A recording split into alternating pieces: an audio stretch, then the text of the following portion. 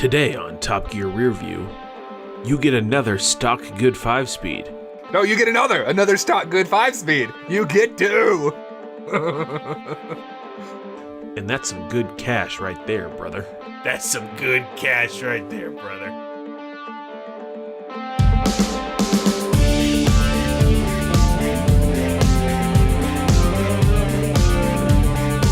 Hello and welcome to Top Gear Rearview. I'm Jeff, that's Brady. Tonight we are looking back at just a so much better episode than the last one. Series 4, Episode 3 of the new Top Gear.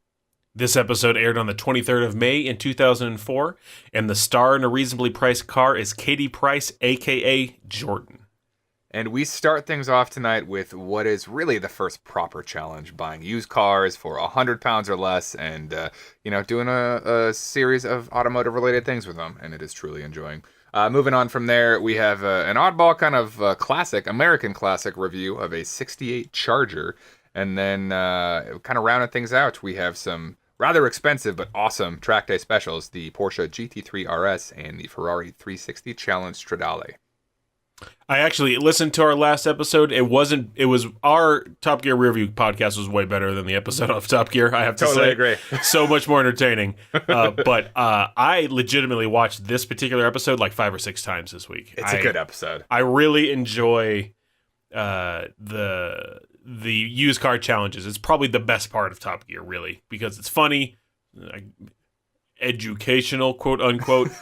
It's way better than like Used Car Corner with Daw and stuff like that. So yeah, I'm so excited about this episode. As Jeff said, this is really the first challenge so far in Top Gear. They had the race, the car versus not a car race earlier in the season, the Aston Martin versus public transportation to Monaco. And then they've also had the Hilux versus the Earth challenge. But in the sense of a Top Gear challenge, where they go out, they buy some cars, and they do the producers hand them an envelope and they do a series of challenges.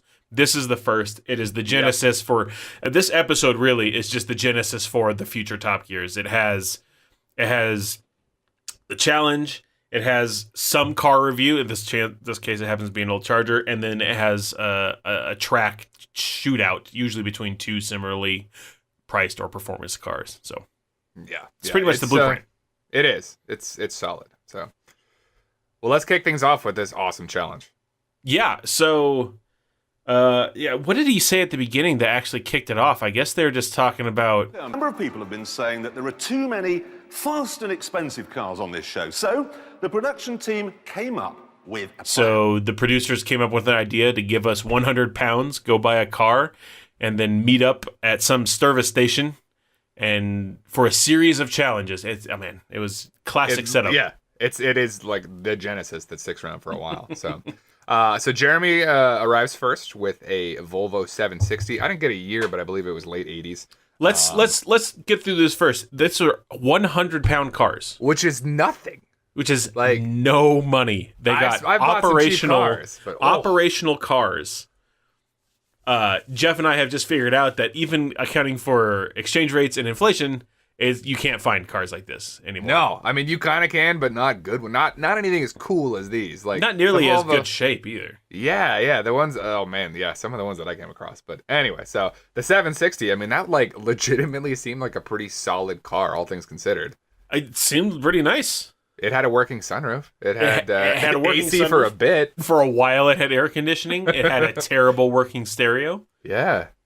It was brownish. Yeah, that was just a Volvo special. Yeah, it was. And, it's a late 80s Volvo. It's, it's built like a tank. It really is. Those things are, hardy. James arrives next in an Audi 80 1.8E. Yes, with the optional sport pack, I think he says later on. Yeah, checking that out on the track. Mm-hmm. And rounding things out, Mr. Hammond arrives last with a Rover 416 GTI, which they look at that, they say GTI and then Rover. Yeah. You gotta check out the GTI, but it's trumped by the fact that it's also a Rover. Yeah, blah, blah. That one was probably in the worst condition of them, which is interesting because you find out later that was actually the most expensive of the three. Yeah, not by a lot. But. Yeah, but it was I think also the quickest around the track. It was by Yes. a decent margin. Yeah, I mean it was light. It's a little guy, and the rust helped it with the lightness. Just adding lightness over time. Exactly. Well, it's a GTI. Yeah, it also did not have a radio that worked, or it looked like a radio at all. I believe it got Looks like it got at some point. nicked. Yes. And Hammond likes to remind us on that first part of the challenge, which is basically a long drive, he wishes he had a radio. Yes. He's serenading the other guys over the radio, the intercom, the It's walkie-talkies. After he sees a Ferrari go by. Yep. Yeah, so the first challenge, I guess we'll step through this. We need to get our format down, Jeff, because we're going to be doing a lot more of these. But the first challenge is to drive to Manchester and back, because the price of a round-trip first-class train ticket was like 65 pounds more than the price of their cars. Yeah. It's like 160 pounds for a train ticket from London to Manchester, which seems expensive to me. It does. I agree. Anyway. And so they drive to Manchester and they get to the football stadium. Oh God, I am blanking right now. I know it's Sir Matt Busby. I saw that a few times. Whatever. He apparently was a really good manager. I know nothing about soccer. A famous guy. Yeah. Old Trafford. God, I should have remembered. So they drive from wherever they're at. I don't exactly remember where they started. At some service station on the M1 to Manchester, and then back to the track, which I guess was just to prove out if their cars aren't going to explode. And one tries to explode. But... It really had a rapid release of coolant. I think. Yeah, that was an impressive cloud of steam. Well, it knocked out the drain plug while it was running, so the water pump was doing nothing but just chugging. Barfing out coolant. Yeah, he had working AC for a while, and then he broke it, snapped the belt. The plug that it knocked out seemed awfully, there's no threads or nothing. It just was like it looked like it was just jammed in there. Just a braze fit or just a press fit I don't plug. know. That's not something you want on a coolant system that gets really hot and really cold and really hot and really cold and really hot and really cold. Pressurizes and depressurizes. Yeah, that seems like a bad idea. Volvo. Good job, Volvo. But it was apparently fairly easy to repair. Yeah, well, you put that plug back in and fill it up with water. Mush it in, whack it with a hammer, water, go. Yep. Clarkson special. That was the only breakdown they had. In cars that cost less amazing than 100 pounds. Yeah. We did a translation that's like buying a car today in America for $208. Which is nothing. $208. Most parts for my cars cost more than that. Yeah. It's The last part I bought was about $200. It was a radiator. Yeah. Oh, yeah. I have a spoiler on my race car that costs more than these three cars combined. Jeff, that's too expensive. It's full carbon. It's full carbon, man. Okay. Anyway, so yeah, that was the first section of the segment, and it was remarkably unremarkable. I mean, it was good to see, they work fine, and they actually chose good cars. Now, we see that kind of degrade as time goes on in these challenges. Sometimes they choose slightly less reliable cars, but so far so good here. I think even though they had to buy a car for 100 pounds, some of their restrictions later on are a little more stringent. Yeah. Like buying a Porsche for less than 2,000 pounds or something like that. So you get some real bottom of the barrel vehicles. But it turns out 100 pounds is more than enough to buy a reliable motor in the UK in 2004. Yes. Should we go into why? Yeah, let's go into why. So basically, the gist of it was, it sounds like they had some recent changes to the recycling protocol for old vehicles in the UK, like which an required EU standard. Yeah. Because I mean, if you've ever scrapped a car in the US, you can usually take it to a junkyard. You'll get $50 to $100 for it, and they'll throw it in the back for parts, or take out and scrap the metal. But you get a little bit of money out of it. It's just kind of your your drinking money for pouring one out for the old car. But yeah, it sounds like as of the filming of this, that had recently changed in the UK, and now you actually have to pay to recycle cars up to 150 pounds or so. So a lot of times what could happen is, for a car that was on its way out, on its last legs, it was cheaper for somebody to sell it stupid cheap than actually have to pay to recycle it. Yeah, so if you're staring down the barrel of 150 pounds and someone says, I'll give you 100 pounds for that, not only have you made 100 pounds, but you have made the not paying 150. So you're like, I'm 250 pounds up. Yeah. And so it made for a lot of highly available, super cheap cars at the time. I don't know if that's still the case. I can't imagine it is. No. But It was for a time. So Yeah. I think these guys, they all had like receipts. I think they might have bought them all from dealers. Well, so I saw James's. He had an eBay receipt, which actually. So the other part of this is we did our own challenge, which we're going to go through here in a bit, to find a car in this kind of price range. So calculated and adjusted for inflation to current dollars. But as Brady said, that's $208, which is unsurprisingly really hard to find a car that works for that much money. Not enough to buy a car. Yeah. So Craigslist was an immediate bust for me. There were one or two that were like, oh, it only has a blown head gasket, so it's probably fine, right? And then I was like, I'll give eBay a try. So I looked on there, and what I really did is I looked through sold listings for under that $208 price range. And even then, man, really slim pickings. I found one or two, but I was like, this has to just be a mistake. Because like this car, there's no way it would go that cheap. Like a nice old restored Ford pickup for $12. I was like, I just don't think that's right. No. So anyway, were you able to find a car? I was, Jeff. Lee, you go first, because mine's a bit iffy. A bit iffy. All right, let me send you a link here on the Google real fast. Okay. We'll post hopefully they're still available, but we'll post these links in the show notes. So you guys can take a look. So what I actually ended up doing is there is another there's an auction house locally. There's a few, but there's one that has an auto auction bi-weekly. And they keep all the records pretty much for, a long period of time. So I went through the past year, looked for anything that sold under that $208 number and anything that was actually worth, buying. There were a few, and this is really the best one that I found, and it is just remarkably unremarkable. But it is transportation. It would do this challenge, and it'd probably survive it. This is right up the alley. This is way better than what I found. Yeah, this one looks like it'll work. It's a 1997 Dodge Neon Highline. And let me tell you right now, that is second from the bottom in the trim level, which were the base, the Highline, the Sport, the EX, the ACR, and the RT. So, no, you get air conditioning, and otherwise it's base. But it does run, it drives. Hubcaps. No, the hubcaps fell off a long while ago. So yeah, I will post a link to this. Quote unquote. 171,000 miles. But it does run and drive, so it's something. I mean, honestly, that's more than scrap value right there. Yeah, that's but barely.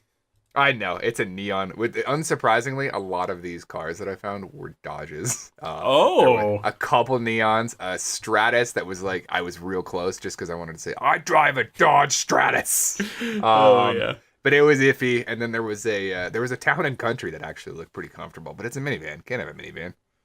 Yeah. So my first one is a road legal car that the guy doesn't know what went wrong with it. So he doesn't have anything bad. In particular, it's not like a blown head gasket, but it's a LeBaron. It's a LeBaron. Nice. 1986 classic. So Chrysler LeBaron classic. You think it was John Voight's? It's probably John Voight's. I was drawn to the GTS badge on the back. Hey. And the very shiny rear window. I think this guy actually polished it up for these pictures. It looks like he got, that's... and then put it on Craigslist for $150. Oh, that's funny. So that one, it doesn't run right now. 158,000 miles, less than that Neon, which is pretty good for a car from 1986. Makes me think it's completely untrue.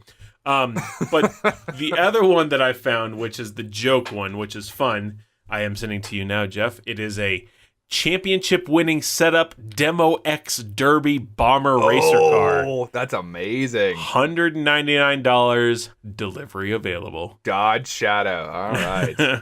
So what you get is you get the Shadow body, 1994 5-speed rolling shell. It's got a clear title, which is better than what we normally get in some of these cheap cars. You usually just get no title. You also get a fully built 2.5 liter 4-cylinder. It's, actually worked on. It's a 30 thou over, coated pistons, lightened and balanced, mild headwork, ported wrapped exhaust manifold, light and pulley, light and flywheel and clutch. You get a one. You get one. Just in case you thought you were going to get more than one. 5-speed transmission with fifth gear removed, and a broken case. Oh wait, No, you get another stock good 5-speed. You get 2. about 6 lightweight neon wheels. About he doesn't really know how many there are.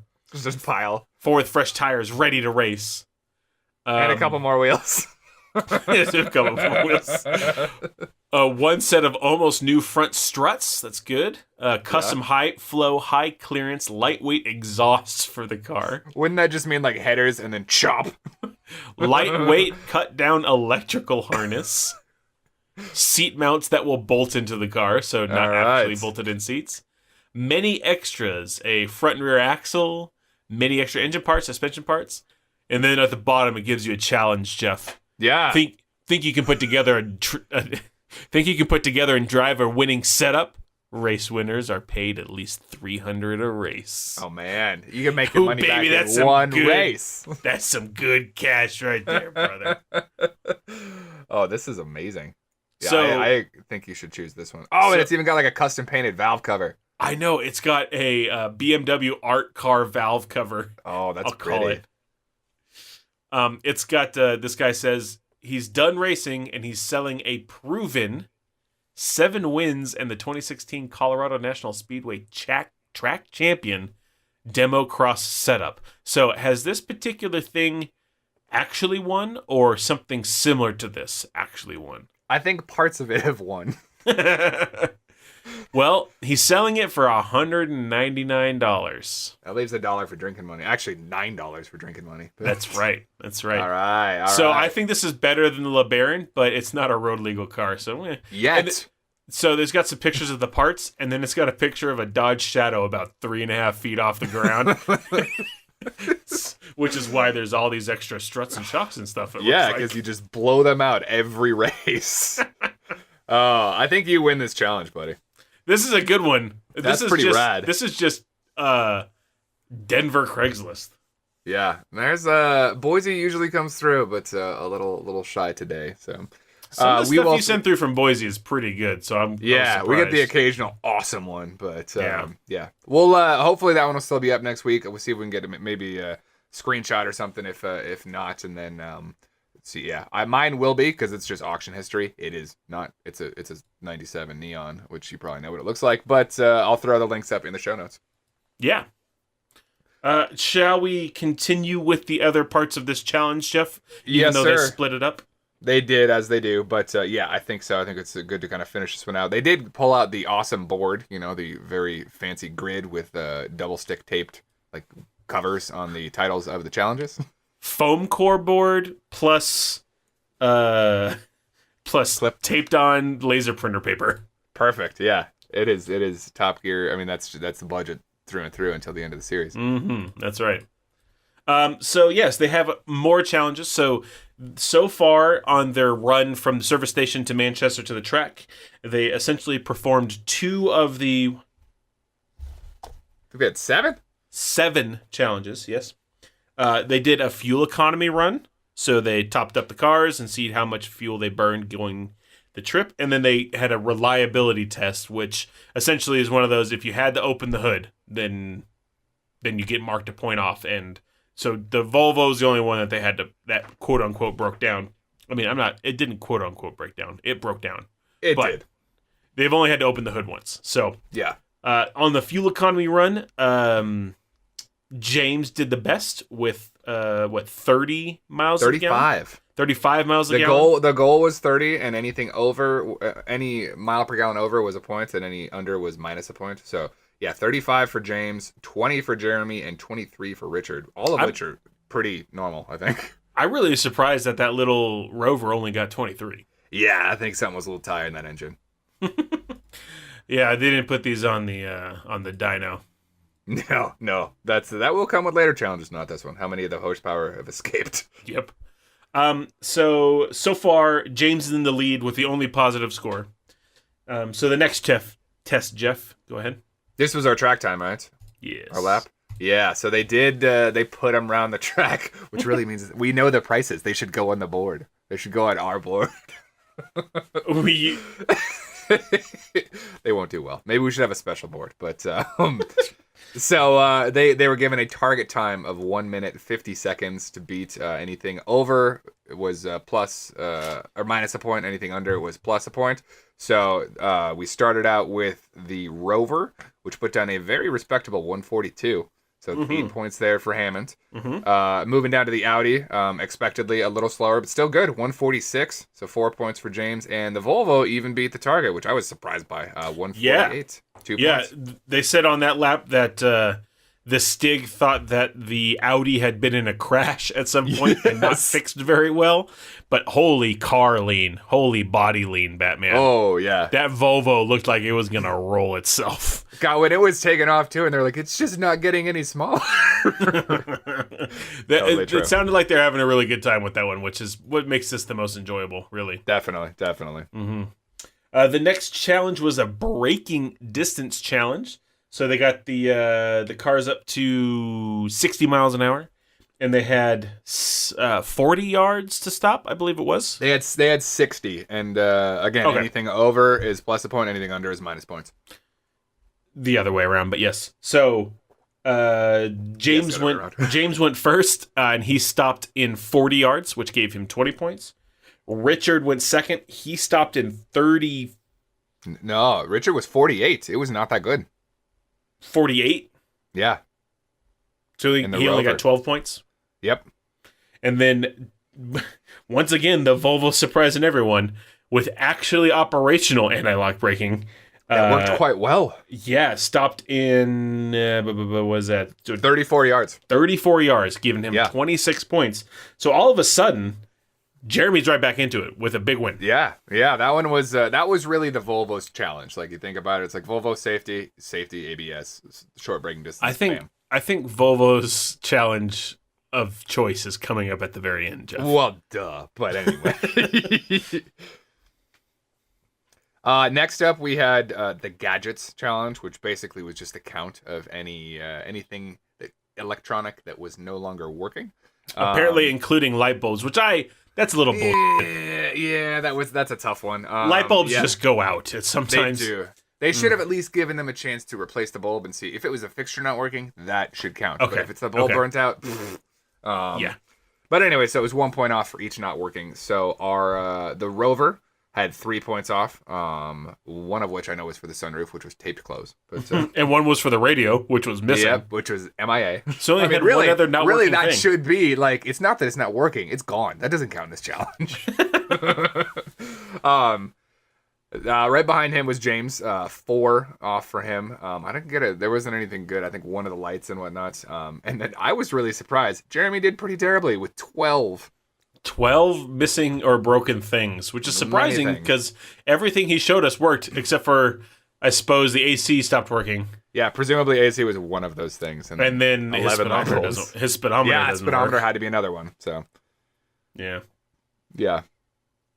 So that brings us into the crash challenge, right? That gets us to the final driving challenge, which I think was the Volvo's bread and butter, which was smash car into brick wall at 30 miles an hour while you're driving it. Or roughly 30, depending on which car you're driving. Yes, exactly. So, What were the points? It was like -10 if you die. A -5 with a broken bone and -1 for every blood injury. Yeah, that was what it was, yeah. So, Richard went first. I couldn't help but notice that after Richard crashed, there was a pretty lengthy duration before they cut to him getting out of the car. Because his demeanor at the time of the crash and his demeanor getting out of the car were extremely different. So there was some cool down time after that because his legs were going crazy and stuff. Yeah. I mean, you're crashing a car into a wall. That's never a fun time thing. Mm-hmm. It was interesting. I saw they obviously had been told to hold the steering wheel with your thumbs not inside, with your thumbs outside, so that your arms slip off, as opposed to what we'll see later, breaking your thumb. Yep. And if you watch Richard, he's driving with his thumbs on the outside, and then right millimeters before he hits the wall, whoop, they go back in. Oh no! That's probably why he goes into panic mode, I suppose. But yeah, his didn't break, fortunately. Yeah, he was fine. He didn't die. Yeah, he didn't die. Yeah, but it's funny to watch him. Like, I watched him move his thumbs back. I'm like, oh, don't put those there. Ow. That's a bad place. Next was James, who, I guess another foreshadowing or hitting the groove again. They make fun of the fact that he died. So he's just sitting there slumped over in his car seat after the crash. No. Oh, James has died. So that's minus 10 points off. And then he gets up and he says, That was probably the most unpleasant thing I've ever done. which is a very apt statement. I agree. Mm-hmm, exactly. And then Jeremy was last in his Volvo, and his speedometer didn't work, so he had to guess at 30 miles an hour, and he was scooting pretty good. He was. He was quite a bit over that, I think. But he jammed into that wall at least 40 miles an hour. At least, yeah. He kind of went up and over the wall. Yeah, he jumped it, really. He yumped. Yep, and but the Volvo was the only car of the three that survived. Yeah, I mean, survived is... That's a good... He actually started it and drove it off. It would overheat millimeters. It was going to overheat seconds after that. That thing was no more barfing water. coolants, yeah. Yeah, there was no more water. But it did turn over, whereas the other cars apparently did not. Yeah. So to round things out, the last challenge was cost, and this was this usually is kind of a big factor because typically it's any dollar you spend underneath the budget you get a point for, which as we see later, like it can be a big swing if they're playing with like 2,500-pound cars. Like you pay £1,000 for one, all of a sudden you get 1,500 points. So Exactly. yeah. So as we said, James bought his on eBay. He did pull out his receipt, £75, which well bought. 25 points for him. Yeah, German Audi for 75 pounds. Yeah, again, probably cheaper than like the parts. Yeah, Considerably. Well under the parts. Considerably. The Rover was a whopping 80 pounds. So Richards was easily the worst and the most expensive. Yeah, so he did terribly. But Yes. We find out that, and this is kind of where they got to the point of like talking about how they got these cars so cheap. The Volvo was £1. The dealer really needed to get rid of that car, apparently. Yeah. So that's, they did say they didn't cheat. He sent in a friend to go buy the thing, and apparently she said like, I'll give you £1, and the dealer said sold. Which is nuts. It's just nuts. Yeah, I'd have so many cars if I could pay $1 for it. Yeah, I'd have as many as would fit in my yard until like all got towed away by the city. But start giving $20 to your neighbors. Start putting them there too. Yeah, you want a car? You can have it for $5. You'd be rolling in the money. A 5-to-1 return, Jeff. Rolling in money. 500% immediate. Oh, this was a great challenge. This was a very good challenge. I really enjoyed this. Oh, I have to comment when they pull into the onto the test track, the Top Gear test track, and they pull up next to each other, and they're kind of playing a little dramatic because Jeremy's was the only one to break down. His wasn't there, but it was James and Richard pulling up. James slams his door open into Richard's car. Yeah. That's the first time that happens, too. That will continue as well. Richard pops out and goes, "Watch the paint work." Yeah. They did park awful close. I was like, come on, guys. Well, you're starting this trope early. Well, we knew. You see them park that close, someone's door going to someone else's car. But at the time, I bet that would be pretty funny. Yeah. I think that's it for that challenge. Great one. I believe it is. Yeah. Yes. So that brings us into a pretty odd for Top Gear, but kind of awesome segment. Richard, I was not quite sure at the beginning. It sounded like he had purchased this, but I don't think it turns out he had not. But he was considering purchasing one of his icon cars, which in this case was a 68 Charger 440 RT. Yeah, it sounded like it was his dream car, like his shortlist car is what he called it. And it's looking at this, they were going through the numbers. He had a pretty cherry one. The thing looked either very well kept or recently restored, and he said it could be had for about £18,000, which is a really good price. I don't think he'd be anywhere close to that these days. Now it's funnier. They pull in because he was talking about how you can afford that, and then they had his 911 in there, which is an 82. And he was saying he might get £8,000 for it, and I was like, I will give you £8,000 at a heartbeat for a 911 these days. Like that thing. I'll give you £8,000 3 times. Yeah, I mean, it's like that car now is, given both have probably skyrocketed quite a bit, but air-cooled 911s like that one, like that is what would be 8,000 pounds now would be in the neighborhood of 17 grand. I think conservatively you could get 40, 45, 50 for that thing. Yeah, dollars. Yeah. So, yeah, for sure. But it sounded like he really wanted it. He made a little outline of his garage where he'd pull it into, which was made for a Porsche. I suppose you could fit a Porsche in there. I don't know what the difference is width-wise between a Porsche and a Charger, but this was, as you said, this was a extremely good-looking Charger. It was in cherry condition. It was the RT. I really liked the color. And we've spoke earlier in Top Gear Rearview, I think it was season 2, where we talked about the best headlights, and the late 60s Dodge Charger was probably one of my top 2. Just because it folds down. It's not a pop up, it's a fold down, and then there's just round headlights. But when they're up and there's no headlights on, it's just a mean looking car. It's interesting to say they went through that little segment about the guy who designed it, and they said that that he was adamant, or he was extremely interested in aerodynamics. Like it was relentless in designing the car for aerodynamics, which was interesting because he had no idea. He didn't know a damn thing about aerodynamics. Was he made a big flat did it all front, wrong. And the swept back I guess C-pillars were actually worse for aerodynamics than not doing that. And so it was really interesting that he was such a stickler for aerodynamics, and then he didn't know a damn thing. Yeah, nothing. Just failed. Yeah, exactly. This was the 440 version. This did not have the 426 Hemi, correct? Yes, this was the 7.2 liter, 365 horsepower, which 0 to 60 in 6 seconds is what they said, which is not bad. That's quick for a big car. I mean, that being said, it's got a 7-liter V8 in it. Yeah.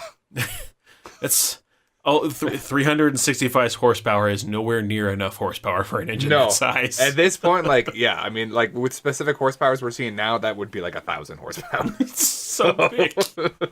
It's enormous. He had some inhibitions going in, or I guess maybe he said he set his sights a little low for what to expect out of it, so he wasn't disappointed the same way James May was when he drove the Countach. Yeah, no, but don't drive your heroes. Yeah. Yeah, it's got American steering, he said, which means it goes left or right. As far as I know, that's all you really need. But I mean, apparently in the UK, you need more than left or right. They got more directions. But we know what he's talking about. It's a boat, and it doesn't steer at all. It's gigantic. It's a product of the American highway system. We just don't have many curvy roads. There's a lot of really straight roads in America. Yeah, Detroit is quite straight. Everywhere it's quite straight. True. You get out here, it's a little curvier, but not much. One thing that I did like is they were talking about your hero car in the 60s was always a Mustang, like Bullet and all these other ones. And he was like, no, but the cool thing is the bad guys always drove the Charger, which completely agree. His comparison about the Charger to the Mustang was really apt, I thought, I guess now that there's a new Charger, which is not too far away. Because that was how he ended things, is saying like, it burned out bright and it was only there for 8 years, and I was like, oh, you're going to be disappointed soon, buddy. He said that, you see, whereas the Mustangs lived on, getting softer and fatter, the Charger lasted for just 8 years, and then it was gone.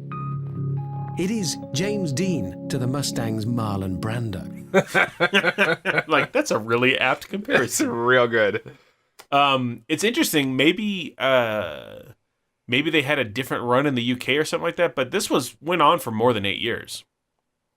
The Charger was built for this before it was rebuilt here in the 2000s. It was out for 12 years in America. It must have been, yeah, because I'm sure, they always talk about how it's tough to get muscle cars over there. And I'm guessing it was just, maybe they started it with a run here, and then it just didn't kick it over there until second generation or something. Because we ran here 66 to 78.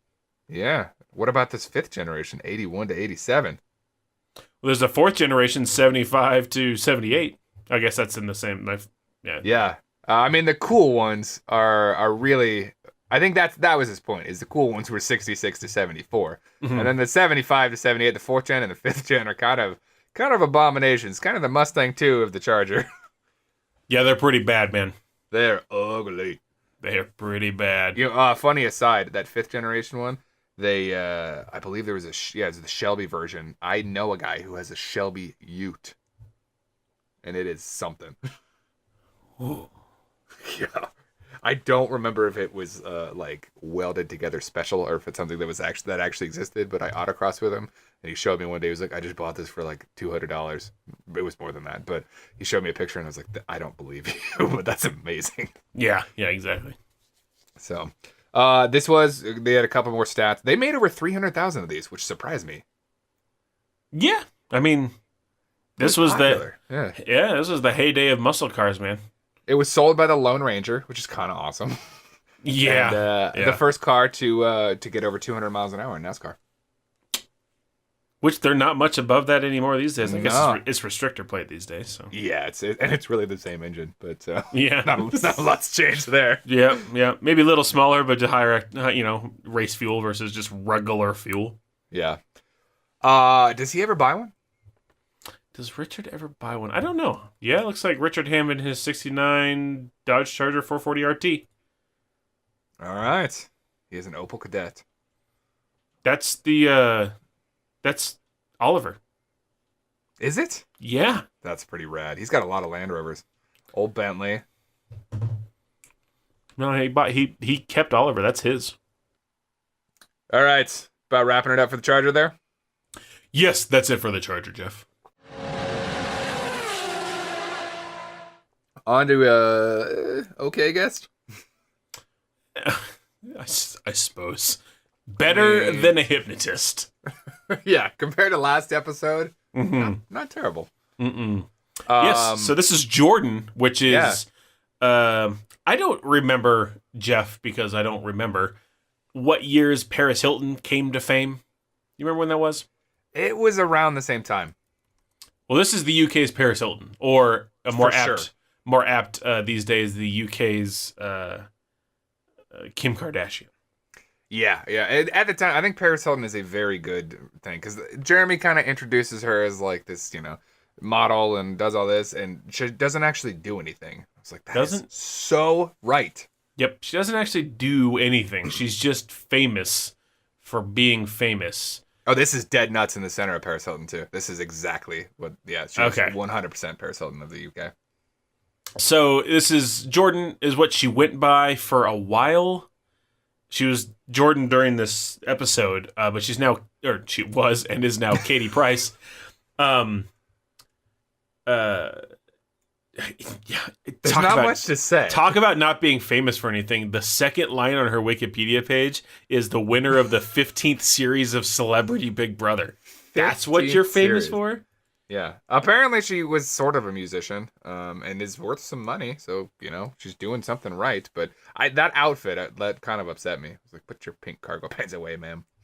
Yeah, she was definitely Sporty Spice. Oh, for sure. There. Yeah, I mean, she's just known. She's like known for even more than like TPT from Series 1, known for just being known. That's such a dumb way to live. I mean, probably not because you make money and just don't have to do anything, but... Apparently she's worth like 40 million pounds. Yeah, it's got some money. Got some money. She had written apparently her autobiography, so she had done enough to be famous enough for people to buy her autobiography, I suppose. But yeah, then she came down and did a lap. We find out in the next episode that what she was later to the track than Simon Cowell, Yes. which is impressive. 2 hours late to like an interview. Yeah. I mean, it's unfathomable to be that late to Top Gear, but I guess a lot of people don't view Top Gear the same way we do, Jeff. I know, and this is early. It doesn't have the kind of provenance that it does now. But they talk cars a little bit. She said she had a what was the first car? Was it a Land Rover? Yeah, she had a Range Rover. Rover. She switched over to the Cayenne Turbo. Yep. And had already ordered a DB9 that she was then going to kit out in pink. So. Yeah, I guess she hadn't heard that you can get just any color from Just Aston color, Martin. yeah. You're buying a $300,000 or $200,000 car. Yeah, you can ask nicely, and they'll give you the color you want. One thing that I noticed on that, Jeremy had a massive stack of papers in front of him on the table, and nothing came of it. And I was like, what's there? What are those? You know, it's interesting because later on in the episode, or maybe even the next episode, he's standing next to a stack of papers, like on a table, like a little pedestal table, for the sole reason of holding up the papers. What are these papers? What are the papers? It was like a solid 1.5 feet of papers. What is going on? Because they don't say anything. Yeah. So. Yeah. Well, she does a lap, Jeff. She does, and she is one of a few recently that they go for it so hard and don't know how to do it. Well, just pushing way too hard. Yeah, she spun on the follow through, which is a hard one to spin on. Yeah. That's turning in at the right speed, but way too late. I suppose, right? Yeah, I mean, really, it's I don't even know. It's probably still too fast. Well, I mean, most of the time you don't even lift. You're kind of just going flat. I don't know. Yeah, it's just turned too late and turned too vigorously. Yeah, don't go smooth. You kind of just crank the wheel and break the your traction. She missed every single apex on her lap. So many. Just not even close to any single one. So we said last episode that maybe the new Stig's a little better at teaching. I guess you have to listen to advice, I suppose. Yeah, because I'm sure the new Stig did not say, don't hit any apex. Yeah, he probably was trying hard. Maybe distracted. I don't know. But, she did a 152, which, I mean, all things considered, it was like, for as you were driving, it's not bad, but maybe you should listen more. I don't know where all the other laps have been coming recently. I don't think that's that great anymore. Yeah. She's written 6 autobiographies. 6 autobiographies? How much you got going on in your life where you need 6 autobiographies? She had one every 2 years, like almost. She had a 04, 06, 08, 10, 13, 16. Oh my god. That's amazing. She's slowing down in her old age. Yeah, she's she did have in the 2011 Virgin Music Media Awards, she won Loser of the Year, Worst Song, and Worst Use of Autotune. Okay. That's after the autotune heyday, I suppose. Yeah, it might have been. Yeah, I don't know. But that's funny. So many autobiographies. I think that's about all we got on this lady. She, she's still alive. A lot of them had died recently, and she hasn't. So good. I'm glad to see that a couple of them are still alive.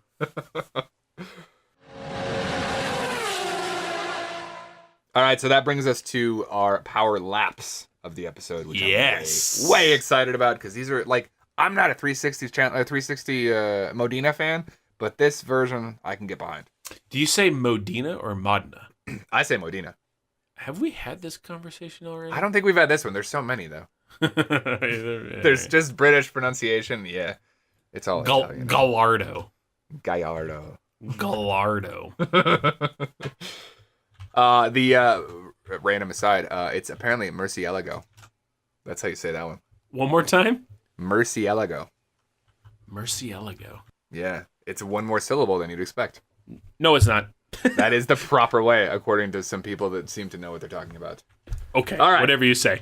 So, the cars in question here are the Porsche, the 996 GT3 RS, which is the hot 911, and the Ferrari 360 Challenge Stradale. These are both kind of billed as the lightweight, stripped-down, track-hungry versions of the, sort of more streetable cars, given, like, the 911 and the 360 Modena. Yeah, exactly. Modena. So, yeah. What struck me the most is the price difference. Like, the GT3 RS seems like a bargain. Yeah, I had 133,000 and 83,000. They didn't give you a price for the GT3. They just said it was 50,000 less than the Ferrari. Yeah, but that's pretty close. I mean, that's we have seen the GT3, the non-RS version, in previous episodes. And let me see if I can find my notes here on what that one actually cost. It was close. I am on the thing here, so I can figure it out. What you got? It was 72,000, so you only pay 11,000 more for the RS package. Yep.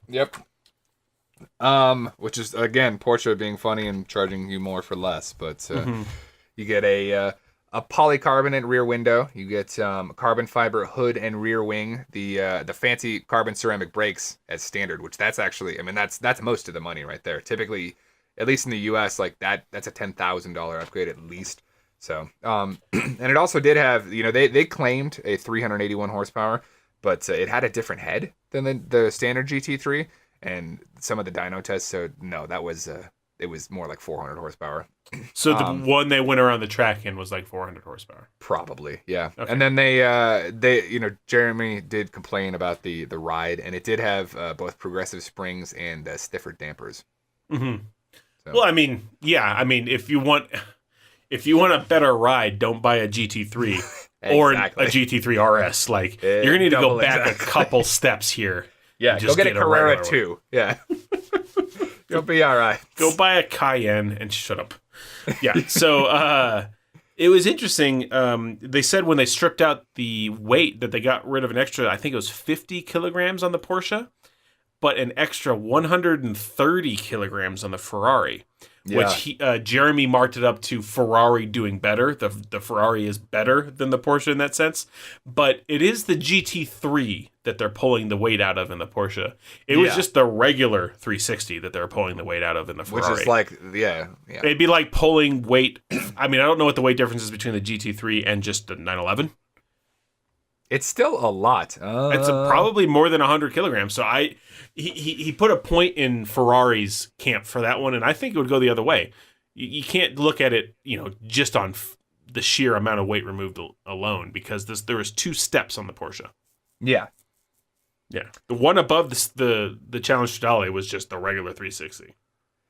Yeah, I'm trying to find weight numbers. I'm failing at the moment, but it's definitely, going. It's two full steps. So you're going from a 911, the streetable, still fast sports car, to the light, awesome track version, to the lighter, awesomer tracker version. Lighter, awesomer tracker. Yes. Yeah. So tracker. So much tracker. The specs are pretty similar. The 0 to 60 in the 4-second range and over 180. I know the Porsche is good for about 190. I think the 360 is real close. Mm-hmm. Yeah, the 360 had 425 horsepower. I guess we've determined that the GT3 RS had about 400, not the 381 that they quoted. Mm-hmm. The Ferrari, I have to say, not my favorite body style, but when they were taking that thing around the track, the Porsche looked really planted. I guess this is more of an appearance thing. It looked more planted, looked more steady through the corners. I thought the Ferrari, like the suspension in the front, looked way too soft. It looked like it was rolling a lot. Like you could see the tops of even the low profile tires. I understand they're not really thick, but the tops of the tires would go inside the bodywork. It looked like the body was rolling, 3, 4, 5, 6 inches at the wheel. Whereas the Porsche didn't. So maybe the 360 had maybe a better ride because it had a softer suspension, but maybe that was actually holding it up a little bit around the corners because it just looked a little too soft. Yeah, going through the corners a little too rolly, which I thought was interesting in the the Stradale version. Definitely. And one interesting thing, so one of the first things they say about the Stradale is it doesn't have a radio. And then when they go around the track, the Stig is listening to a radio. I was like, what is your malarkey? I think they said it doesn't have a radio as standard. It must be. That had to be it. I think the one they had a radio, but it's not. It was an option. It was an option. Did you notice that the one in the studio and the one he put on the track were different for the GT3 RS? Well, it was completely different colors. It was a blue one and a red one. Exactly, which is the 2 colors you could get, but at the time, I think. Well, I mean, you never know when they actually do those reviews. It could have been months before. True, yeah. But he did have a good analogy. He called the GT3 RS a green salad, which is, really a simple, stripped down track car, which I agree with. I mean, it's there's not a lot to it. It's, the no traction control. It's all simple. I mean, it's driver's car. And then on the other side, the 360 Challenge Stradale was a flying fish wasabi because it was super complicated and have all these buttons to push or something. Yeah, it had a lot of electronic aids. I believe he said it had all sorts of computers doing work for you, whereas the Porsche was more mechanical. And he even said that. He says, normally I prefer mechanical engineering to electrical engineering. I prefer a bridge to a Pentium processor, so I should prefer this. I should prefer the Porsche. Panium. Oh yeah. 2004. But he says he should prefer the Porsche, but it turns out, Jeff, that he liked the Ferrari more. He's always been a Ferrari homer, I suppose. Yeah. I mean, I knew, like, he always gives Richard credit. Well, he said it right up front. He was like, the Ferrari is like the mellowed down. Oh, what he said, mellowed down version of something. A watered down version of God. Yeah, and the Porsche was a kitted up version of a Beetle. Yep. So he had some prejudices going in. And I think he let those get to him because not only did he say, well, I'm not going to factor price into my review, which is probably the most important thing here. Yeah. You have two exactly similar cars in terms of performance, and he said he couldn't determine any difference between them, but one's $50K less. Well, then it really matters a lot. Yeah. You can't just throw it out the window unless Ferrari's making you. I mean, yeah, it's literally like half again as much money. Yeah. I mean, it's more than half again as much money. So, they do put them both around the track, which is good. And I was a little surprised, as you said, a little more roly poly on the Stradale, but it just looked roly. Obviously, I mean, I consider the GT3 RS extremely fast, and it obviously didn't hurt it in that sense. But I think maybe it left a little bit out there. That it there's could have some more to get. Not sure, but yeah, they did put him around the track, and these are our power laps for the day, Jeff. So yes, sir. Let's break out the Top Gear Rearview power rankings. As we said, the Porsche was 83,000 pounds, while the Ferrari 360 was not 8,300. Was 133,000 pounds. I know, right? Which is a considerable difference. And interestingly enough, Jeff, they put him around the track and they did the exact same time. Bang on, 122.3. 122.3. So already the Ferrari's well off the pace because of the price. But I'm going to go first this time on the desirability rankings. I think it's going to fall at least relatively in line with what Jeff said. But the GT3 RS, I mean, that thing's badass. I'm going to give it a 9. And then the Ferrari 360, I just don't like it very much. I'm going to give that like a 5. Oh, that's a harsh one. I understand. I didn't like how soft it was. I didn't like that how expensive it was. It's just, and I really don't like the way it looks. It is growing on me with age, but it's still like of the three. I mean, it was that, and then it was the no. I'm trying to think of the one that came between this and the 458. And I'm spacing right now. I should just look at the top of this article because I have the Wikipedia right now.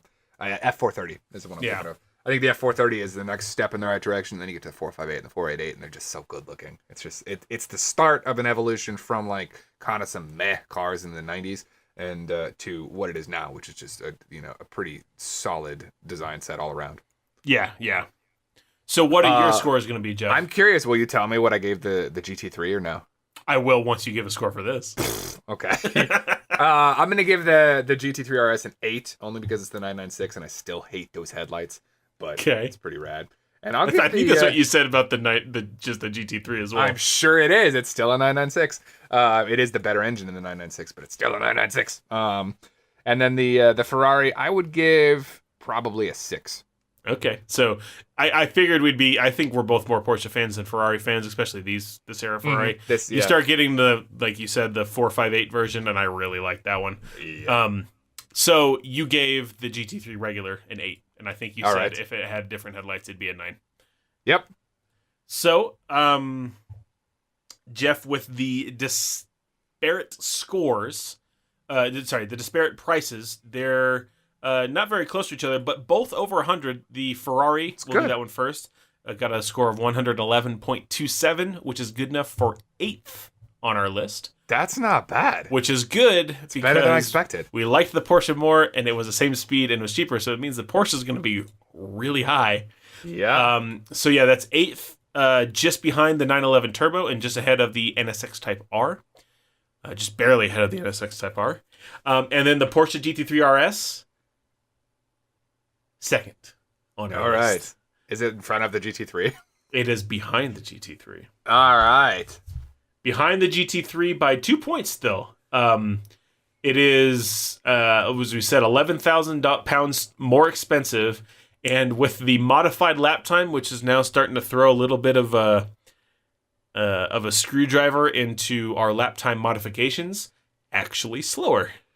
Interesting. By a second. Double interesting. So the RS is slower than the GT3 because the GT3 has a quote-unquote very wet lap as opposed to a wet or a dry. From what I recall, that thing, it was like puddles. So I agree that was very wet, but that's really funny. Yeah, so that's what's holding it back. 1 second there plus 10,000 pounds essentially is a point. 1 second is a point, and it's 2 points behind. So second place. So the top of our list right now is Porsche GT3, Porsche GT3 RS, and Lotus Exige. All right, those are like track cars.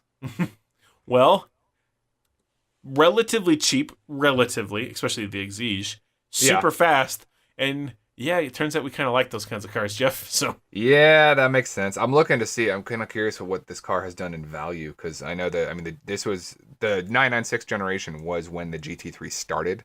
Yeah, it seems like they're not doing too bad. Like there was an 04 that sold on Bring a Trailer back last year for about $67,000. That had 29,000 miles, and it seems like they're going, in the probably 80 to 100 range. There you go. Yeah, so that's I mean, considering. Yeah, really, the 83,000 pounds would be in today's dollars in the neighborhood of like 155, 160, I think.